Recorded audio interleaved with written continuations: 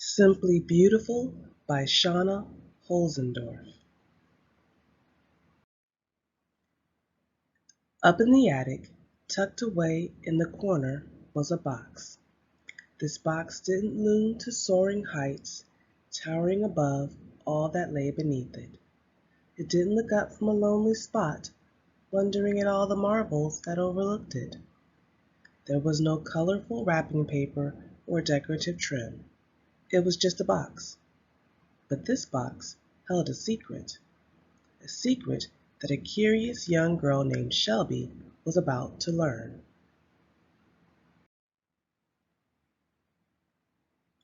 Shelby might be described by some as an average, run-of-the-mill kid, long and lanky, no pretty ribbons adorning her hair, no designer labels stitched on her back pockets, just a regular kid. But Shelby was also a thinker.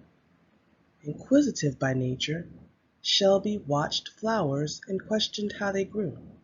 She tinkered with toy trains and questioned how they were made. She watched the girls in her neighborhood from a distance and questioned why she looked so different from the rest of them. Now, most things she was able to understand. Flowers grew with water, sunshine, and dirt. Toy trains were made in factories with screws, bolts, and plastic. But, wishing she could look like everyone else, Shelby could not understand why she had to stick out like a sore thumb while everyone else seemed to blend right in.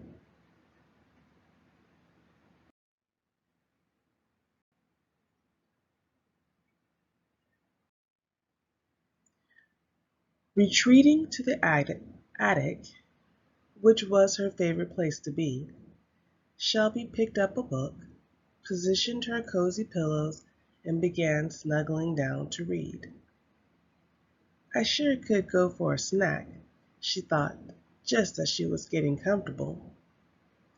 Distracted by the thought of a nice cold soda and chocolate chip cookies, Shelby put her book down, crawled out of her comfy spot, and headed for the stairs. As she rose, something across the room caught her attention. Rats? She wondered.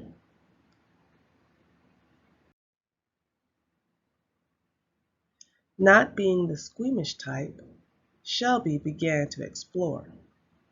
Upon further examination, she realized it was just a box.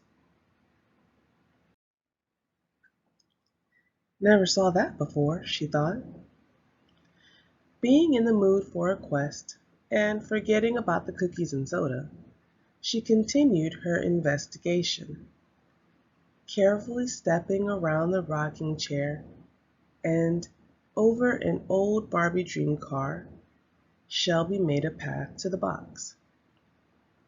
Not knowing what to expect, or even why she was so intrigued by such an ordinary sight, she beamed with anticipation as she reached into the open box.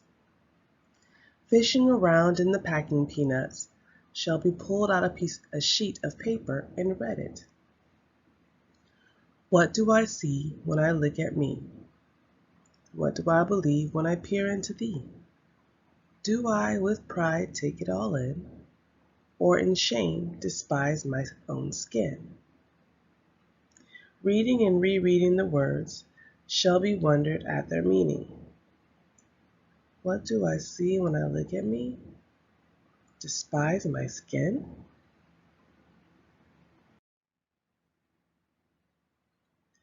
Still baffled by the riddle she held in one hand, the young girl reached the other hand into the box. She fished around some more until her hand hit something.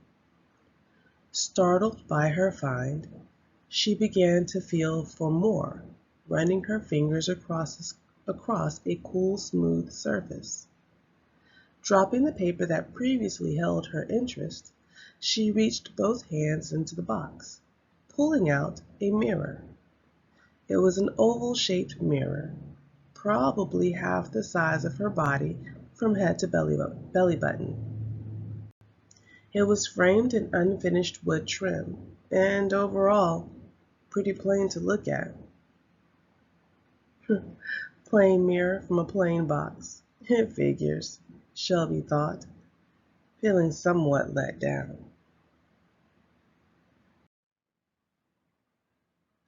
She set the mirror on a nearby bench and turned to walk away. Hearing the crunch of the sheet of paper she dropped earlier beneath her feet, she took the paper from the floor and placed it by the mirror. Now, whether it was the sun filtering through the small window above her, or just moving the paper from the shadow to light, something seemed to illuminate when the paper and the mirror were near each other. Come to think of it, the box did seem to shine when I first saw it, she thought. Something from within.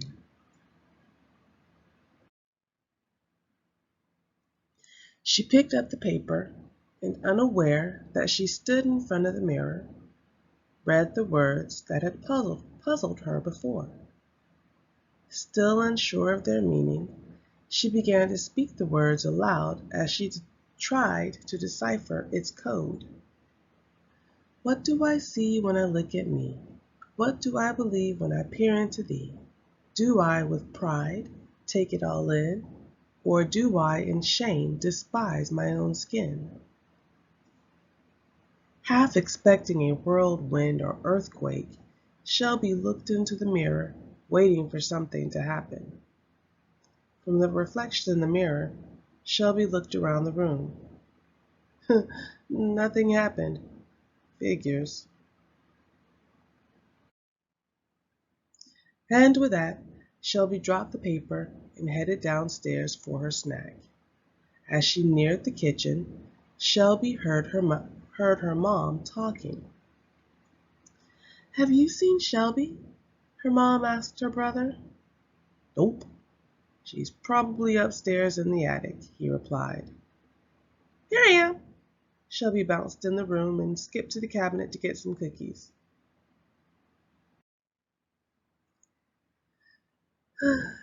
She spends so much time up there, her mom said, cutting an onion for dinner.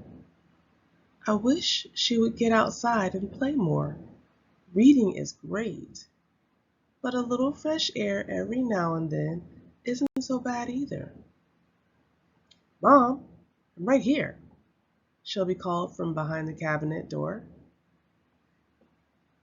She doesn't like going outside, her brother answered. Shelby stopped looking for the cookies in the cabinet and turned to face her family. Can't they hear me? She wondered. Why doesn't she like going outside? Her mom asked. You'd better not, Shelby threatened her brother, slowly walking towards him. She thinks she's too ugly to play with them, her brother sneered. At that, Shelby smacked her brother hard across the back of the head. Ow! He cried, grabbing his head. What's the matter? Her mom asked, startled. I don't know. My head just hurt all of a sudden, her brother whimpered. Watching her mom tend to her brother's wounded head, Shelby was puzzled. They can't see me. They can't hear me. But they sure can feel me, she chuckled as she thought about hitting her brother. But wait, if they can feel what I do, why didn't they notice when I was in the cabinet looking for the cookies? Shelby questioned. Realizing the cabinet was already open and she didn't touch anything, Shelby had an idea. This could make for a pretty interesting day. I think maybe I will go outside, she mused. I'm all right, Mom, her brother said, squirming from his mother's reach. I'm going outside. All right, I think I'll go check on Shelby, her mom said, looking to the attic with concern. Sorry, Mom, I won't be there, Shelby answered, scooting to the door behind her brother. Once outside, her brother went one way and Shelby stood alone. Now what? She thought. She saw a couple of neighborhood girls walking up the street nearing her house. Panicked, Shelby turned and started to run inside the house. Wait, she thought. They can't see or hear me. Deciding to follow them, Shelby turned around, walked to the end of her driveway, and waited for them. But the girls stopped just short of her home. So Shelby went to them. Do you think she'll come out today? One of the girls asked. I don't know. If she does, do you think she'll stay out long enough for us to talk to her? The other girl asked. Oh no. I wonder if she thinks she's better than we are. With that, the girls sat on the ground and played until a ladybug that landed on one of their knees caught their attention. Look, said one. Let me hold it, said the other. Be careful, don't hurt it, said the first.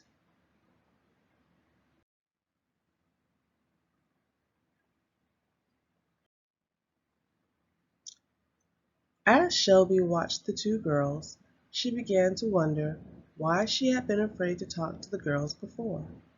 They seemed to have the same interests she did. They seemed to like the same games, and even though she didn't look like them, they still wanted to play with her. Come to think of it, the two of them looked pretty different from each other too, but they still looked like good friends. At that moment, the mirror and the little piece of paper came to mind.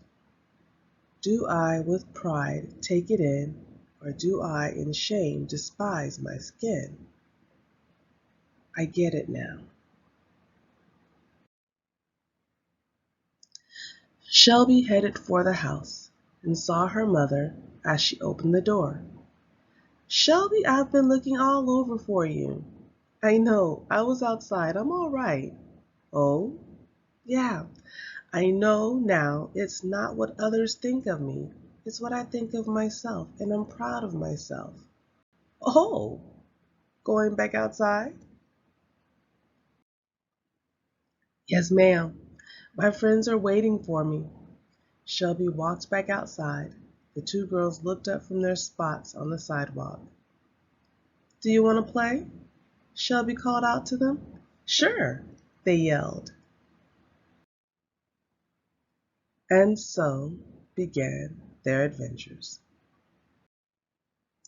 Be sure to check out more of my books at https://www.smashwords.com/books/search?query equals %22 path plus 2 plus distant plus dreams %22. That's a mouthful. And https // smashwords.com /books /view /80 261.